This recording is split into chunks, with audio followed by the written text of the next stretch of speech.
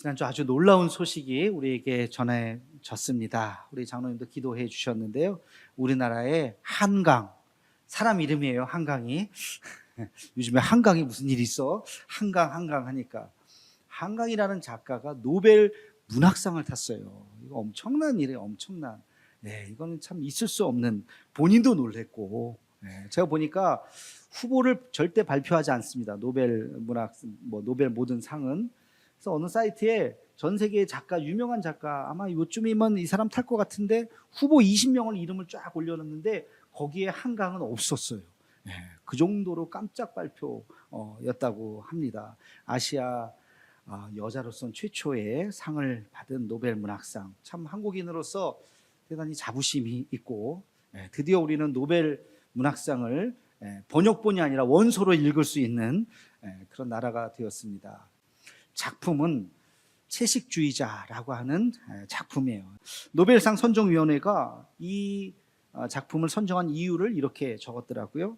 역사적 트라우마에 맞서고 인간 삶의 연약함을 드러낸 강렬한 시적 산문이다. 이분이 원래 시인으로 등단을 하셨어요. 그래서 그 문장을 읽어보면 굉장히 압축적이고 많은 것들을 함의하는 단어들이, 묘사들이, 기가 막힌 묘사들이 있어요. 읽어보신 분들이 혹시 있을지 모르겠지만 스토리는 어떻게 보면 간단해요. 한 여인이 어느 날 채식을 선언해요. 나 이제부터 고기 안 먹을래, 전혀 안 먹을래. 채식주의를 선언하면서 나타나는 여러 가지 저항들. 또 집에서 고기 좋아하는 사람들이 가만히 있겠습니까? 남편부터 시작해가지고 뭐 하는 짓이냐 하면서 일어나는 여러 가지 일들. 네, 이 노벨상 선정위원회에서 이런 이야기를 해요. 인간의 자유에 대한 갈망, 또 인간의 욕망, 그리고 인간의 폭력성, 사회 규범에 대한 억압, 이런 것들이 그 안에 다 녹아져 있다는 거예요. 이런 굉장히 어두운 소설이에요. 해피엔딩이 아니에요. 감동이 있고 눈물 나고 행복해지는 소설이 아니라 이 책이 어떻게 선정이 됐지? 갸우뚱거리는 그런 인간의 참 어두운 면을 적나라하게 보여주는 그런 충격과 안타까움이 있는 그런 책이에요. 근데 가만히 생각해 보니까 이게 우리나라 스토리거든요. 우리나라의 배경, 한국인들만 이해할 수 있는, 이거 외국 사람들이 이걸 읽으면서 이 한국의 이 문화를 이해할까 하는 부분들이 곳곳에 나와요. 근데 이 노벨상을 아무나 줬겠습니까? 노벨 문학, 전 세계의 사람들이 이 책을 한 번씩 읽어보세요 라는 그런 아마 의미일 텐데, 한국의 굉장히 우울한 이런 현실이 한국만의 상황이 아니라 전 세계 사람들이 이것을 공감할 수 있는 굉장히 힘들고 암울한 시대를 지금 우리가 이 시대를 살아가고 있구나. 그러니까 이게 노벨문학상까지 올라가서 수상을 하지 하는 생각을 갖게 되니까 참 마음 한구석이 많이 무거웠습니다. 이 시대는 아픔의 시대요, 고통의 시대요, 불통의 시대요, 억압의 시대요, 폭력이 난무하는 시대요, 음란의 시대라고 하는 것을 이 소설은 보여주고 있어요. 한강 작가는 축하 인터뷰도 거부했죠. 그의 아버지가 유명한 작가시죠. 그분이 대신 이야기했죠. 지금도 지구 한복판, 지구 한켠에서는 전쟁이 일어나고 수많은 사람들이 죽어가고 있는 이때에 나의 축하를 기뻐할 수만은 없다라는 메시지를 하면서 모든 인터뷰를 지금 다 거부하고 있습니다. 저는 여기까지 이 책을 이렇게 보면서 다시 하나님의 말씀을 봤어요. 하나님의 말씀, 우리 그리스도인들은 모든 문제의 출발과 모든 문제의 마지막이 하나님의 말씀이 되어야 할 줄로 믿습니다. 그래서 하나님의 말씀을 보면서 이것을 우리는 어떻게 생각해야 되나. 제가 오늘 말씀을 준비하면서, 오늘 본문 말씀을 읽으면서 그렇지, 성경은 이야기지, 한 단어에 주목했습니다. 그것이 뭐냐면 바로 13절입니다. 우리 함께 같이 13절 말씀을 함께 읽겠습니다. 시작. 소망의 하나님이 모든 기쁨과 평강을 믿음 안에서 너에게 충만하게 하사 성령의 능력으로 소망이 넘치게 하시기를 원하노라. 아멘. 제가 주목한 단어는 뭐였을까요? 소망이에요. 소망의 하나님이. 이 13절은요 굉장히 중요한 말씀입니다. 참 이렇게 번역이 좀 어렵게 번역이 되어 있긴 하지만 이런 이야기에 소망의 하나님이 여러분 마음속에 기쁨과 평강을 주시기를 원합니다. 믿음 안에서 여러분이 기쁨과 평강이 충만하기를 원합니다. 그 성령의 능력으로 여러분들이 다시 소망을 갖게 되기를 원합니다. 라는 축복의 메시지가 바로 이 말씀이에요. 여러분 지금 바울이 소망을 말할 수 있는 상황이 아니에요. 배경에 대해서 잘 아시죠? 로마서를 쓰게 된 이 바울 시대의 이 배경은 기독교인들이 엄청난 핍박을 받는 시대예요. 사람들이 잡아서 그냥 옥에 갇히고 죽임을 당하고, 뭐 바울도 마지막엔 그렇게 죽었죠. 목이 잘려서 죽였습니다. 끔찍한 고문으로 죽는 그런 시대, 복음을 전하기는커녕 내가 그리스도인이라고 하는 것을 드러내기도 쉽지 않은 이런 시대에 바울은 이야기하고 있습니다. 여러분, 소망의 하나님이 당신들과 함께 하실 것입니다. 그러면 여러분 마음속에 기쁨이 있고 평강이 있을 것입니다. 라고 지금 바울이 이야기하고 있어요. 인생은요 무엇을 바라보는가 하는 데 달려 있습니다. 문제만 바라보면 문제만 보여요. 한숨만 나와요. 이거 어떡하지? 큰일 났는데 어떡하나. 문제만 바라보면 해답이 없어요. 그러나 문제를 주신 그 하나님, 문제 너머에 계신 그 하나님, 문제를 해결할 수 있는 그 하나님을 우리가 바라볼 때 넉넉하게 이길 수 있는 줄로 믿습니다. 여러분 이것이 신앙 아닙니까? 이 한강 작가의 이 작품을 보면서 이 시대는 억압과 폭력과 개인의 자유가 수용되지 않는 이 시대에 여성에 대한 착취, 성적 착취, 또 성적인 문란함, 음란함이 있는 그 시대를 아주 날카롭게 꼬집었어요.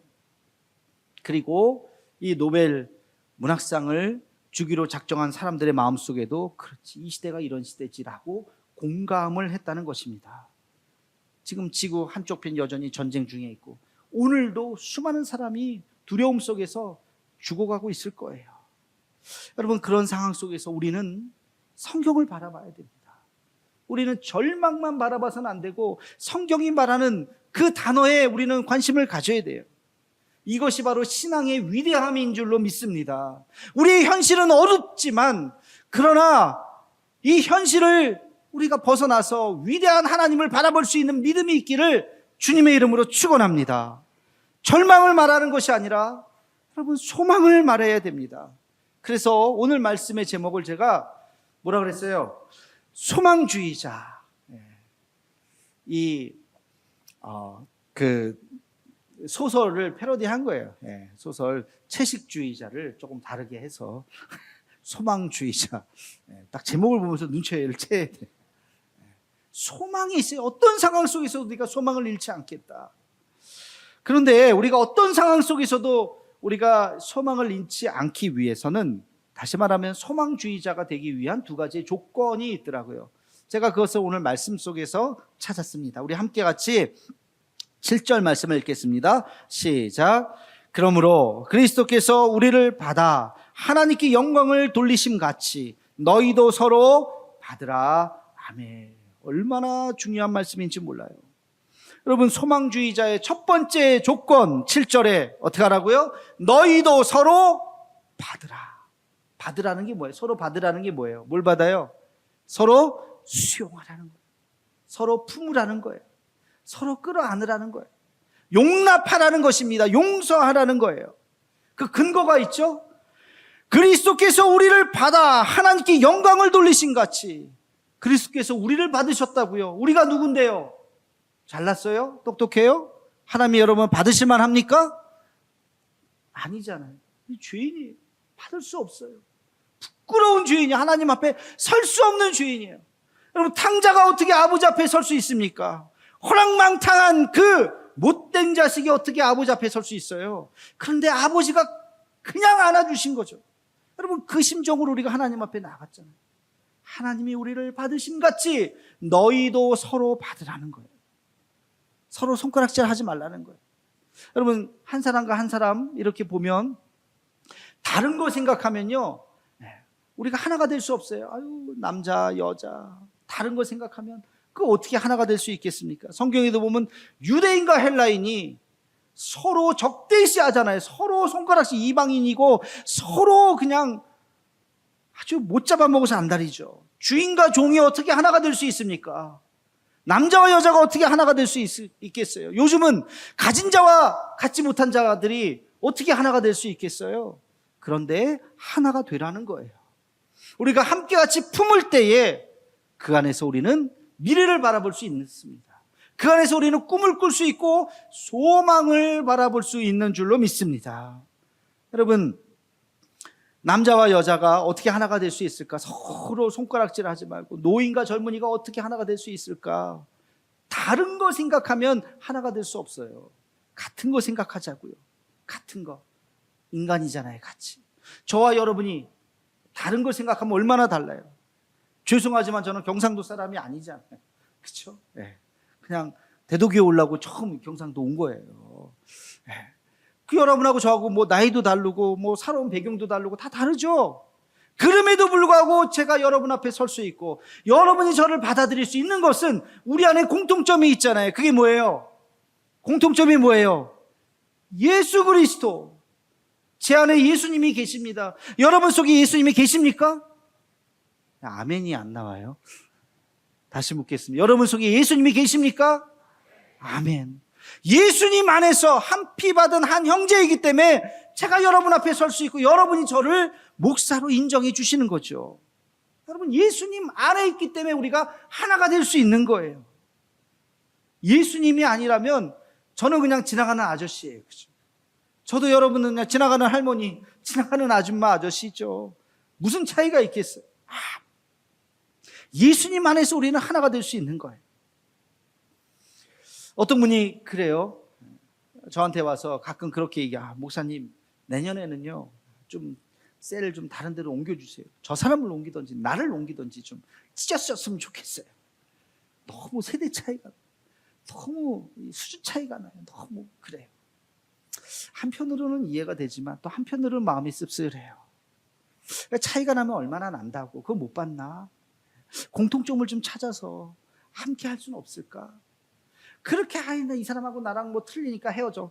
또 다른 사람은 이 사람하고 나와도 이게 안 맞네, 헤어져. 그러면 누구랑 같이 할 수 있겠습니까? 잘 되는 교회가 있고 잘 안 되는 교회가 있겠죠? 찾아보면 잘 되는 교회는 왜 잘 될까? 한 가지, 하나가 되는 거예요. 하나. 수많은 차이점에도 단 하나의 공통점, 예수 그리스도 안에서 우리는 하나입니다라고 하는 그 공통적으로 하나로 모이는 거예요. 그러나 잘 안 되는 교회는 아유, 이것도 달라, 이거 저것도 달라, 뭐 식당 가도 다 서로 먹고 싶은 게 다 달라. 그러니까 그냥 헤어지면 좋겠어요. 망하는 거예요. 그럼 안 돼요. 여러분, 에베소서의 말씀을 기억했으면 좋겠습니다. 에베소서 4장 3절 말씀입니다. 우리 함께 같이 읽겠습니다. 시작. 평안에 매는 줄로 성령의 하나 되게 하신 것을 힘써 지키라. 아멘. 누가 하나 되게 하셨다고요? 성령이 하나 되게 하셨다고요. 내 안에 성령님이 계시고 여러분 속에 성령님이 계시다면 우리는 하나가 될 수밖에 없어요. 그리고 이것을 힘써 지켜야 됩니다. 그러면서 바울은 계속 얘기해요. 우리는 하나입니다. 우리 4절에서 6절까지 우리 같이 함께 읽겠습니다. 시작. 몸이 하나이요 성령이 하나이니 이와 같이 너희가 부르심의 한 소망 안에서 부르심을 입었느니라. 주도 하나이요 믿음도 하나이요 세례도 하나이니 하나님도 하나이시니 곧 만유의 아버지시라. 만유 위에 계시고 만유를 통일하시고 만유 가운데 계시도다. 아멘. 하나라는 것을 지금 얼마나 강조합니까? 우리가 주의 몸 안에 있는 것처럼 하나입니다. 믿음도 하나입니다. 세례도 하나입니다. 부르심도 하나예요. 우리가 같은 곳을 바라보고 있잖아요. 그러면서 우리가 하나가 될 때 우리는 놀라운 능력을 발휘할 수 있습니다 라고 이야기하는 거예요. 저를 목사로 삼아주셔서 너무나도 감사해요. 제가 어느 날 식당 갔더니 어떤 아이가 저한테 아저씨 이것 좀 뭐 좀 하나 주세요 그랬어. 그래서 내가 아저씨란 말 들으니까 새삼스러워. 그래. 그렇죠, 아저씨지. 우리가 예수님이 우리 안에 없다면 여러분 다 아줌마 아저씨예요. 우리 지나가는 할머니예요.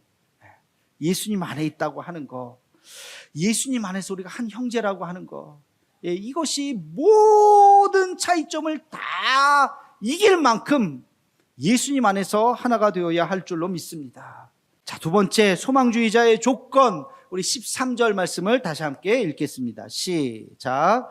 소망의 하나님이 모든 기쁨과 평강을 믿음 안에서 너희에게 충만하게 하사 성령의 능력으로 소망이 넘치게 하시기를 원하노라. 아멘.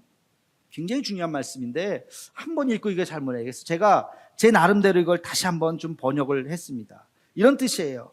하나님이 우리의 소망이 되신다는 것은 성령께서 우리에게 어떤 상황 속에서도, 이게 중요해요. 어떤 상황 속에서도, 절망과 고난과 역경과 어떤 상황 속에서도 하나님이 우리에게 무엇을, 기쁨과 평안을 주신다는 것입니다. 그렇기 때문에 주님이 우리의 소망이라는 거예요. 믿음이 있다면, 우리에게 믿음이 있다면 이것이 가능합니다. 우리에게 믿음이 있다면 우리에게 소망이 있다는 뜻이요, 우리에게 소망이 있다면 우리에게 기쁨과 평강이 있다는 것입니다. 여러분 믿으십니까? 아멘. 아멘. 여러분 우리에게 믿음이 있다면 소망을 잃어버리면 안 돼요. 우리 안에 기쁨이 있어야 돼요. 우리 안에 평강이 있어야 됩니다. 혹시 지금 여러분 중에 두려움이 있으십니까? 미래에 대한 불안함이 있으십니까? 여러 가지 근심 걱정이 있으십니까? 다 떨쳐버려야 돼요.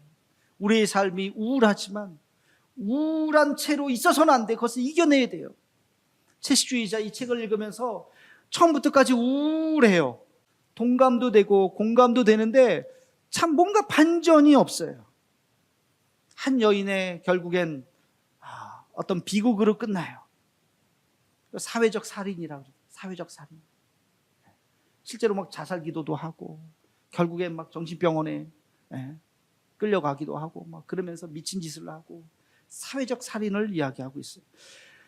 우리의 현실은 이렇게 끝내서는 안 돼요. 왜? 우린 예수 믿는 사람이잖아요. 우리에게는 소망을 이야기할 수 있어야 됩니다. 여러분 혹시 가난하십니까? 물질적으로 어려우십니까? 그럼에도 불구하고 소망을 품으시기를 주의 이름으로 축원합니다. 제 인생의 여정 가운데 가난한 시절이 있었어요. 저도 가난을 압니다. 가난이 얼마나 두렵다고 하는 것도 알아요.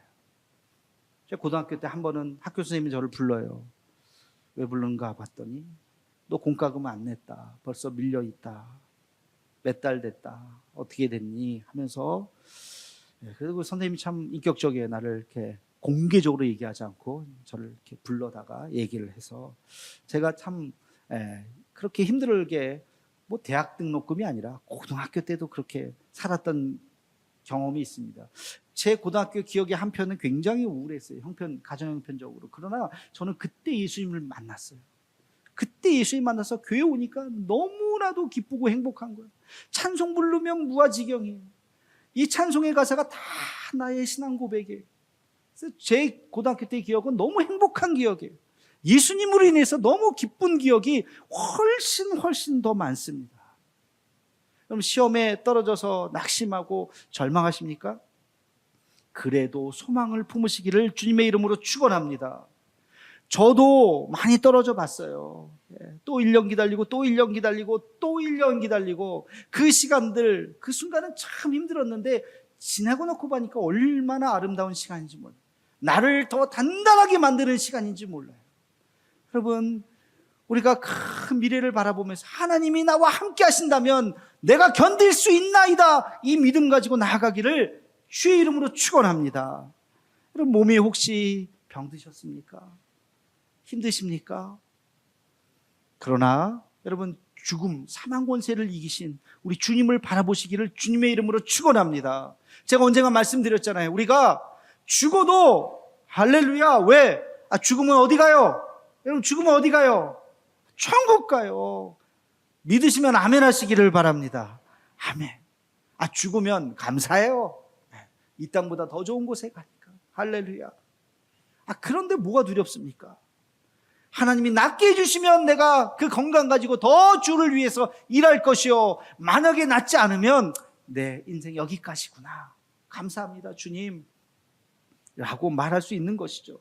여러분, 우리가 어떠한 형편에든지 소망을 말할 수 있는 근거 두 가지. 첫째는 예수님이 십자가에서 이미 승리하셨기 때문에, 그리고 또 한 가지는 우리가 그 예수님을 믿는 믿음이 있기 때문에 우리는 소망을 말할 수 있는 줄로 믿습니다. 아브라함이 75세에 본토 친척 아비집을 떠났어요. 이건 자살행위예요. 그 나이에 식구들을 데리고 광야로 나간다? 이건 언제 죽을지 모르는 거예요. 짐승의 때, 도적 때들에 의해서 다 죽을 수밖에 없지만 주의 말씀을 붙잡고 그 하나님이 가라 하시는 그곳까지 그가 떠날 수 있었던 것입니다. 요셉이 애굽에 종살이 하면서 아침에 일어날 때마다 무슨 생각했겠습니까? 한숨 쉬면서 아휴, 오늘 또 무슨 일을 하나, 오늘은 또 얼마나 욕을 먹을까, 얼마나 채찍에 맞을까. 아마 그랬으면 아마 병 걸려서 죽었을 거예요. 요셉은 그러지 않았어요. 아침에 떠오르는 태양을 보면서 주님, 오늘도 나와 함께 하시죠. 성경에 보면 하나님이 요셉과 함께 하시네. 그가 하나님과 함께 했기 때문에 하루하루를 힘차게 살았고 애굽의 총리까지 올라갈 수 있었던 것입니다. 여러분, 바울이 그 핍박과 그 고난 속에서 여전히 오늘 말씀에 보면 소망의 하나님을 이야기하잖아요. 수많은 사람들이 잡혀가고 죽고 하는 그런 상황 속에서 아닙니다. 절망하지 마십시오. 우리에겐 하나님이 계십니다. 우리에겐 영원한 나라가 있습니다. 여러분, 소망을 가지십시오 라고 지금 바울은 이야기하고 있어요. 어떤 상황 속에서도 여러분 절망하지 말고 우리 주님을 붙잡아 주시기를 주의 이름으로 축원합니다. 소망주의자가 돼요. 소망주의자. 그렇지, 내 형편이 어떠하든지 아니야, 나는 소망을 붙잡을 거야. 왜? 우리 주님이 계시기 때문에 나는 이길 수 있어. 이 믿음을 가져야 합니다. 이런 이야기가 있어요. 1961년 뉴욕의 한 흑인 빈민가 학교에 폴이라고 하는 선생님이 부임을 하셨어요. 흑인 아이들 공부도 안 하고 학교도 나오지도 않고, 나오면 싸움박질이나 하고 남의 물건 막 훔쳐가기나 하고, 심지어는 어떤 아이는 막 마약하고 있고, 야, 내가 이 학교에 와서 이 아이들 이거 어떻게 가르치나 한심스러운 거예요. 근데 이 아이들을 가만히 관찰을 했더니 한 가지 특징이 있는데, 작은 것 하나도 미신같이 뭐 이렇게 믿어요. 그래서 이 선생님이 아이들을 모아놓고 그랬어요. 얘들아, 선생님에게는 하나의 능력이 있는데 손금을 잘 보는 건다. 그러니까 애들이 눈이 동그래. 손금이요? 선생님이 지금까지 손금 봐갖고 그대로 안 된 사람이 없어. 그랬더니 아이들이 그래요? 제 손금 좀 봐주세요. 제 손금 좀. 일로 와봐, 일로 와봐. 야, 너 운동 잘하지? 예, 운동 좀 너 유명한 운동선수 되겠는데? 애들, 그래요? 왜 너 운동 열심히 해라? 저는요, 야, 너는 부자가 되겠다. 너 사업가 될 기질이다. 야, 너 부자가 될 것 같다. 신나요. 어떤 아이 손금을 보더만, 야, 너는 뉴욕의 주지사가 될 것 같아. 진짜 그래, 손금에 써있어. 너 뉴욕의 주지사야. 제가 흑인인데, 아니야. 너 보니까, 손금 보니까 뉴욕의 주지사야. 그 아이가 학교를 빠지지 않는 거야. 그 다음부터 나와서 수업 열심히, 공부도 열심히 하는 거야. 여러분, 그 사람이 누구냐? 그 사람이 역사상 최초의 흑인 뉴욕 주지사인 로저 롤스라고 하는 사람이에요. 로저 롤스가 흑인으로서 처음에 뉴욕 주지사가 될 때 사람들이 다 그 사람의, 당신은 흑인이고 굉장히 할렘과 빈민가에서 자랐는데 어떻게 여기까지 올 수 있었습니까? 그랬더니 그가 이런 말을 했어요. 여러분, 꿈을 갖는데 돈이 들지 않습니다. 혹시 그것이 거짓으로 시작됐다 할지라도 나는 확신을 가졌어요. 꿈을 가졌어요. 소망을 가졌어요. 내가 주지사가 된 것은 나에게 그 꿈을 심어주었던 우리의 사랑하는 선생님 피어 폴 선생님 덕분입니다 라고 이야기를 했다고 합니다. 여러분, 우리의 현실에 암담할 수 있어요. 그러나 소망을 잃지 말아야 돼요. 그 소망을 갖는다면 하나님께서 언젠간 이루어 주실 줄로 믿습니다. 소망의 하나님이 우리와 함께 하실 것입니다. 우리 서로 용납하고 품어주고 우리가 함께 손에 손을 맞잡을 때 하나님께서 우리에게 꿈을 주십니다. 그 꿈을 우리는 이루어갈 수 있습니다. 그리고 우리의 삶이 어둡고 힘든다 할지라도 거기에 머물지 말고 다시 눈을 들어 십자가에 달리신 주님을 바라보면서 이겨나갈 수 있는 우리 모두가 되기를 주의 이름으로 축원합니다.